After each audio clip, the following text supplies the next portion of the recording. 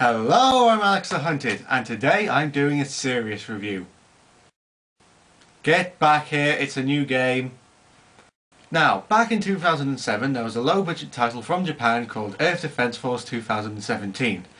The graphics were terrible, but the gameplay was so good and this game was so much fun that this got massive respect in America and England, and so much so that it's now considered a future classic. So, obviously, they've made a new one. So, let's take a look at Earth Defense Force Insect Armageddon and see if I can keep the Starship Troopers references to a minimum.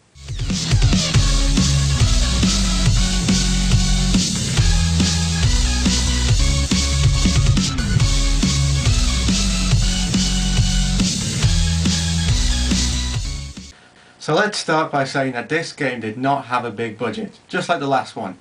If you're expecting some crystal clear graphics or revolutionary new type of gameplay, go look somewhere else. This doesn't bring anything new to the table. However, this is a perfect example of why I play video games. I don't care about rank or achievements. I play a game for fun, and this game is so much fun. I could happily play this for longer than I've played Gears of War 2 or Assassin's Creed Brotherhood. The graphics are much better than the last game, but that's not really saying much, and again, if you're expecting top-notch graphics, then go look somewhere else. I mean, the enemies and the environments are repetitive, they come up a lot in this game. But the reason why the graphics aren't that good is so this game can throw so much shit at you at once. Games like Halo and Gears of War and COD can only have a couple of dozen enemies on the screen at one time. This game can easily manage hundreds of enemies coming at you at one moment. And that's when the madness ensues. You don't care what you're shooting as long as you kill it. This game should not be taken seriously. I mean, the main menu is outdated and so is the HUD, but you just don't care. And when you hear the voice acting and the dialogue, you realise that even when they were making the game, they didn't care, they just wanted to make this as fun, as zany as they possibly can. On behalf of myself and the crew, I'd like to apologize for the extreme turbulence. We seem to have come a little too close to a gigantic laser blast from an alien mothership. We're hoping that was an isolated incident, and that the remainder of our trip will be smooth and easy. Crew members will be serving beverages and snacks if you want them.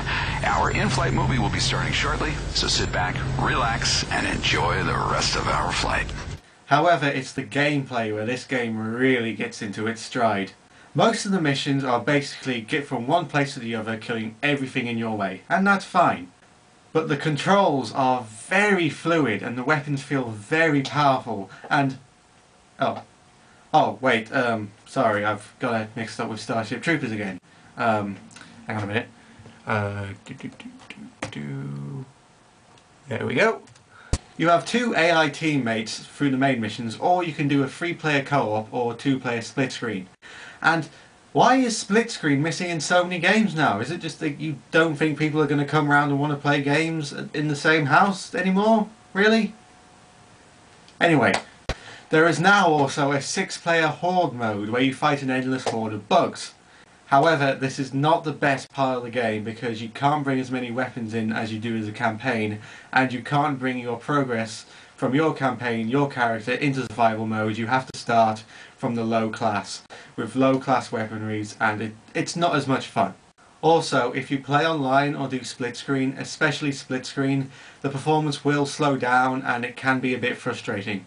The campaign mode has 15 missions, which can be a bit short or ridiculously long, in which the story is you're stopping an alien invasion of insects that can also fly machines and pilot gigantic robots from destroying humanity and, you guessed it, take over the world. Of course! And 15 missions is a lot less than the last game where you got 52 missions, but in the new game you can have a remix mode where it just completely changes the campaign levels completely, and which gives it some really good replayability. Another thing that gives it good replayability is that before you start each level you have to choose a class, which gives you different weapons and abilities. Unlike the last game where you got different weapons, when you killed an enemy they would drop a weapon and you would have to go and collect it. You unlock them by completing different modes or different difficulties and different missions. And at the end of each mission you get money which you can spend on new weapons as well.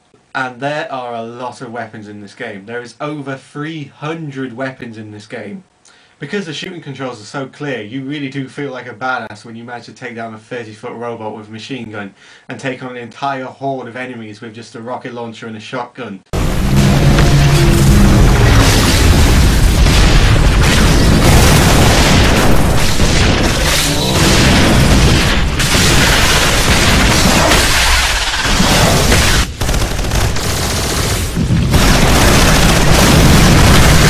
I love this game. It's just so cheesy, but that's what makes it so good.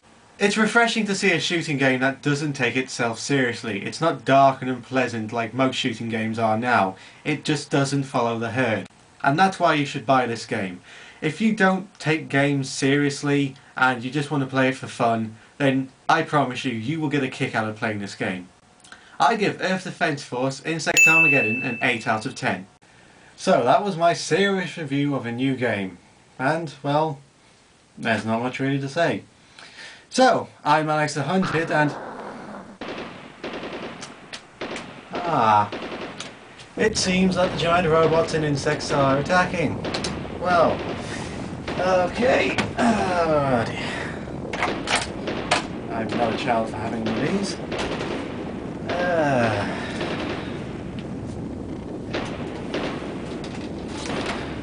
No, it's not mine.